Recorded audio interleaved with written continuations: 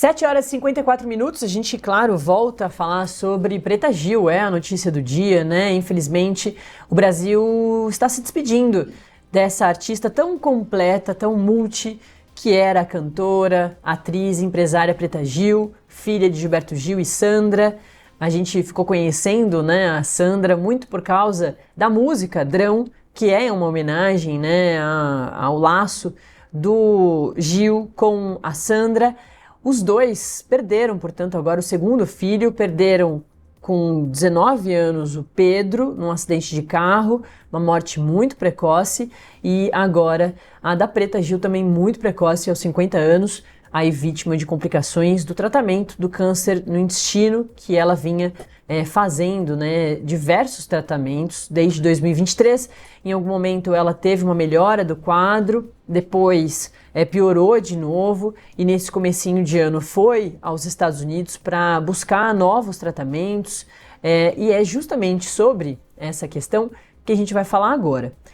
Eu recebo aqui no estúdio a nossa colunista Juliana Andrade, que é nutricionista, e a gente vai conversar, né, Ju? Muito bom dia para você. Primeiro, dá seu bom dia. Bom dia, Nath. É um prazer estar conversando aqui com vocês mais uma vez. Um pouco do caso da Preta Gil, mas eu queria... essa questão, né, essa notícia, nos acende um alerta, um debate importante sobre estatísticas recentes que a gente tem percebido um número expressivo, um aumento do número de forma expressiva de casos de câncer em pessoas com menos de 50 anos de idade. Para vocês terem uma ideia, nas últimas 3 décadas somente, a gente teve um aumento de 80% do número de casos de pessoas com menos de 50 anos, ou seja, pessoas jovens com câncer. Aqui no Brasil, isso eu estou falando 80% ao redor do mundo. Aqui no Brasil, os números são de um aumento de 50% neste mesmo período, nas últimas 3 décadas. O que pode explicar esses números, né? Esse aumento desses números? As estatísticas mostram que não há uma única razão específica, mas sim multifatorial. É multifatorial. E dentre os principais motivos estão a exposição a fatores de risco e a hábitos considerados não saudáveis, como, por exemplo, uma alimentação lotada de ultraprocessados, de aditivos químicos, o sedentarismo. E aí a gente se pergunta, né? Por incrível que pareça, a gente tem um maior grau de informações, a gente tem um acesso a informações de qualidade hoje em dia, mas isso não tem sido suficiente para mudar, de fato, os hábitos das pessoas, né? Inclusive, os avanços da tecnologia, os avanços da medicina também não têm sido suficientes para frear esses números. Além disso, a gente também tem o tabagismo como um dos principais fatores, né, envolvidos no aumento do número de câncer. E aqui eu quero dar atenção para um fato.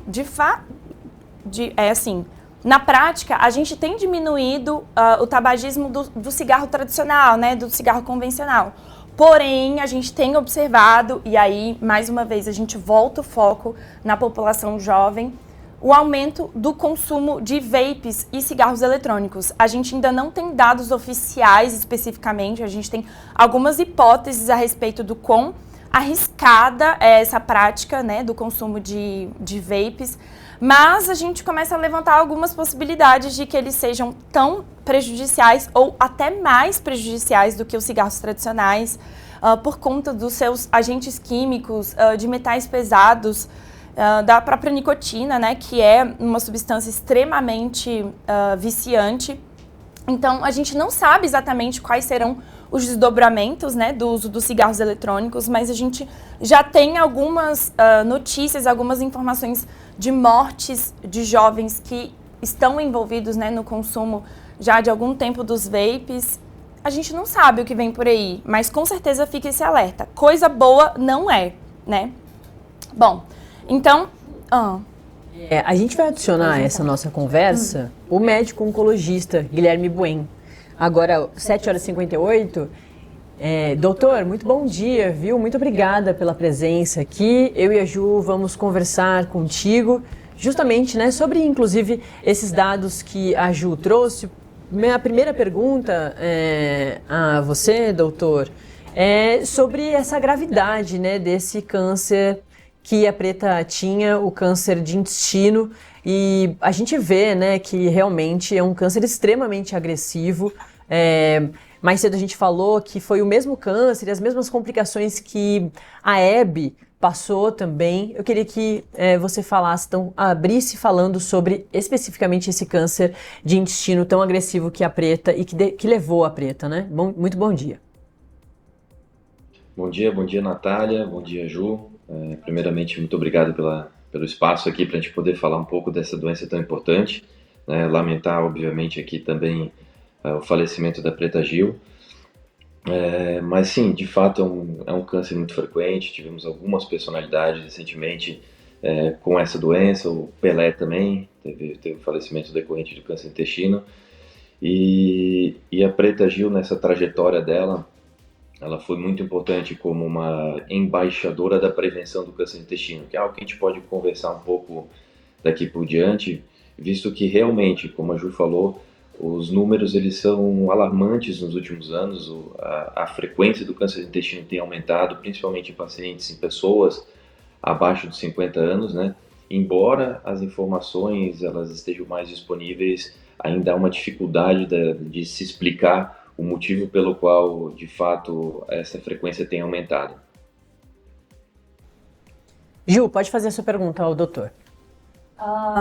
Então, você tem alguma informação a respeito? Primeiramente, mais uma vez, bom dia, né, doutor Guilherme? Obrigada pela sua participação. Você tem alguma informação a respeito do tratamento que foi feito pela Preta Gil lá nos Estados Unidos? Porque o que a gente tem de informação aqui é que foram testadas várias possibilidades aqui no Brasil e talvez a gente não tenha tido a resposta, eles não tenham tido a resposta esperada, e aí, portanto, eles foram para os Estados Unidos em busca de novas soluções a respeito do tratamento desse câncer. Você tem algum detalhe sobre isso? Ou são informações que ficaram ali mesmo um pouco sigilosas e a gente não tem muito acesso a esse tipo de conteúdo? Hoje, o tratamento da Preta Gil todo, ele foi passado para os especialistas mais do que a imprensa nos passou mesmo. Então, as informações técnicas relevantes sobre o caso dela, nós realmente não temos. O que se sabe é que desde o início, o câncer dela foi um câncer já diagnosticado em uma fase avançada e, portanto, com algumas restrições em relação aos tratamentos propostos. Tanto que passou-se um tempo do tratamento inicial, ela teve uma recidiva com metástase, né, numa situação mais avançada, e se esgotaram as formas de tratamento que a gente tinha disponível. Usualmente nos Estados Unidos existem alguns protocolos de pesquisa em algumas grandes universidades, alguns grandes centros médicos americanos, e muito provavelmente ela deve ter entrado em algum desses protocolos de pesquisa na tentativa de algo alternativo ao que se oferece já na medicina já baseada em evidências mais fortes, né? Doutor, esse câncer, né, o câncer de intestino, a gente vê também câncer de estômago, esôfago, se espalharem muito rapidamente, né? A gente vê a presença da metástase muito mais rápido do que ou câncer em outros lugares do corpo, em outros órgãos. Faz sentido isso, né? São essas as regiões que pioram o caso e deixam o câncer, a doença, muito mais agressiva por estar ali no sistema digestivo? Bom, dos tumores de aparelho digestivo, sem dúvida nenhuma, o de intestino e de reto, que foi o caso dela, são os mais frequentes, né? E eles costumam ter um comportamento, digamos que não tão agressivo, quando diagnosticado em situações mais precoces ou mais iniciais.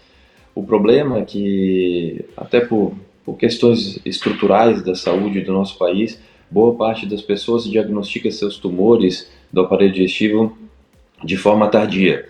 Como são os sintomas relacionados ao aparelho digestivo, são sintomas muito corriqueiros, aquele estufamento, dores abdominais, queimação, e as pessoas vão levando isso, isso aqui deve ser o que eu comi, e de vez em quando eu tenho, e vão levando, e então no momento do diagnóstico a lesão já é um pouquinho mais avançada, e ela sim acaba sendo mais predisposta a metástases. Mas vamos falar especificamente do câncer intestino, que sem dúvida nenhuma é o mais frequente do aparelho digestivo.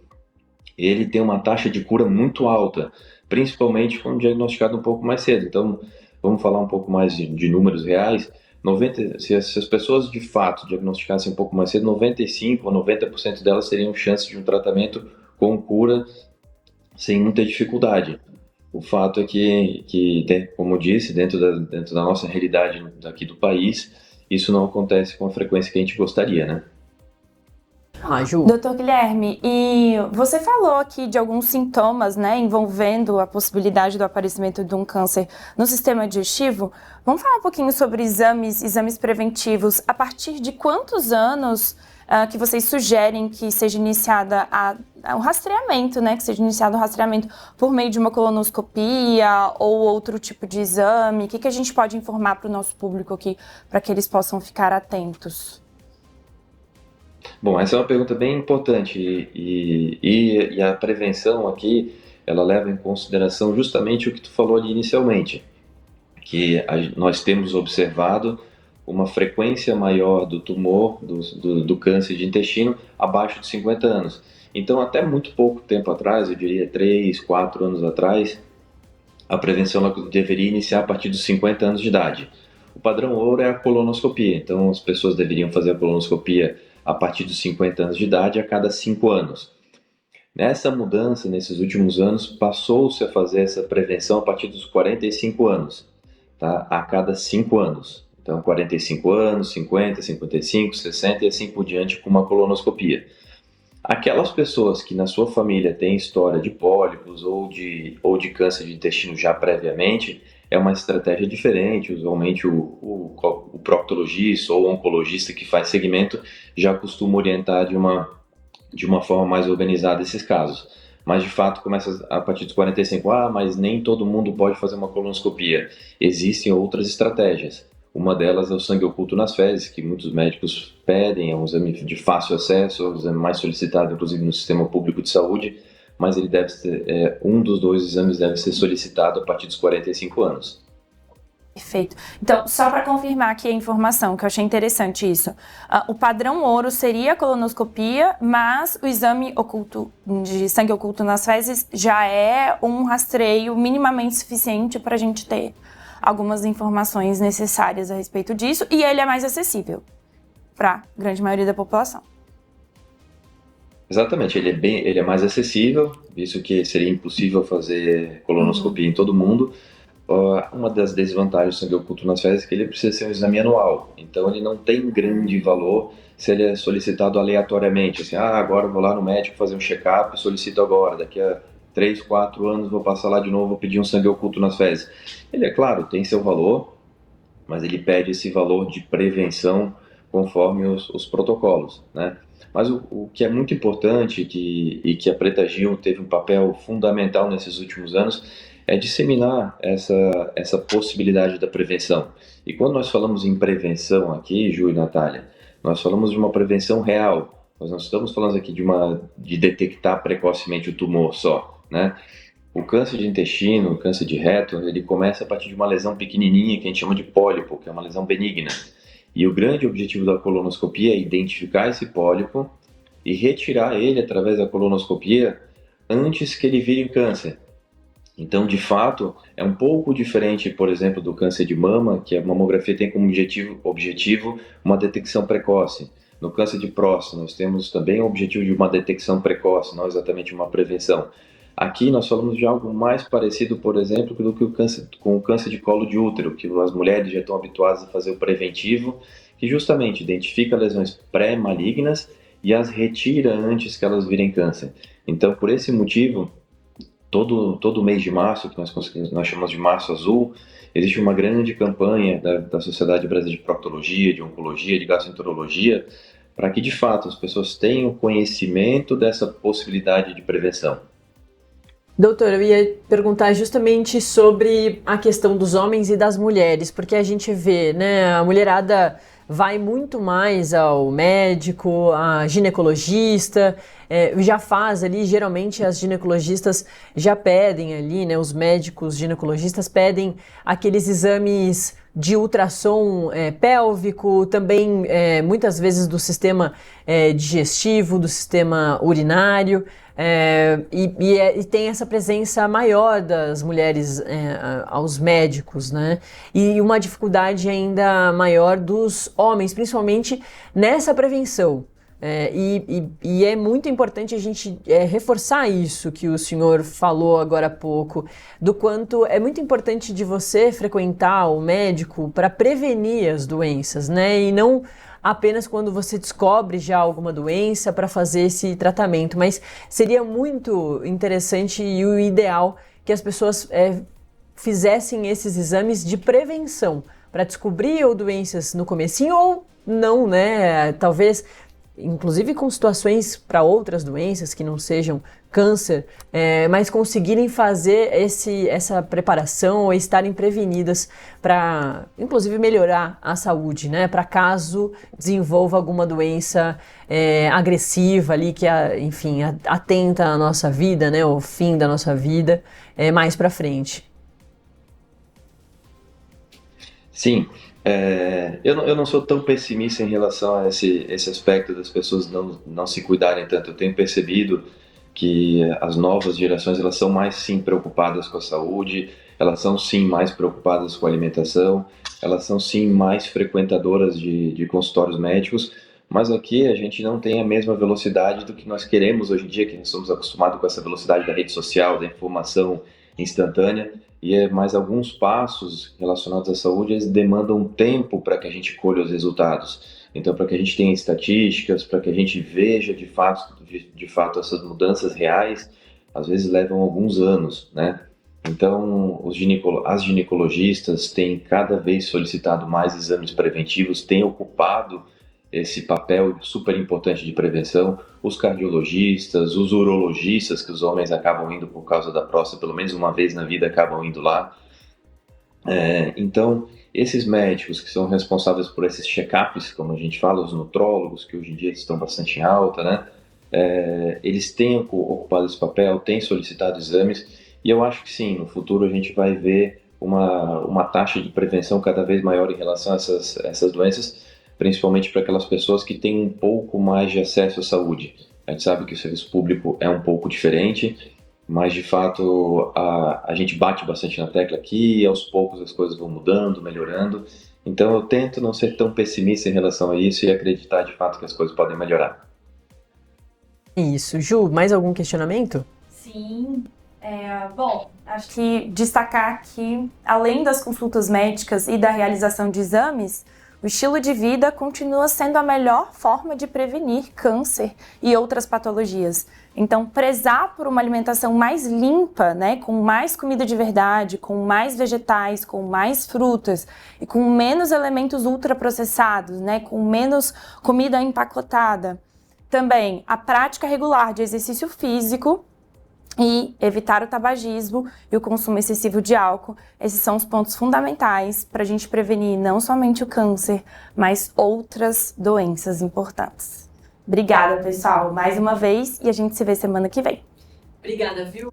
A gente conversou, Juliana Andrade, nosso colunista aqui, nutricionista, que está sempre falando com a gente sobre saúde, e o doutor médico oncologista Guilherme Buen, que falou um pouquinho mais sobre esse câncer de intestino que a Preta teve, né, que estava em tratamento desde janeiro de 2023, e claro, possibilidades de prevenir a doença. Muito obrigada, viu, doutor? Natália, muito obrigado pelo espaço. Mais uma vez a gente lamenta muito o falecimento da Preta Gil. Foi uma grande personalidade do nosso país.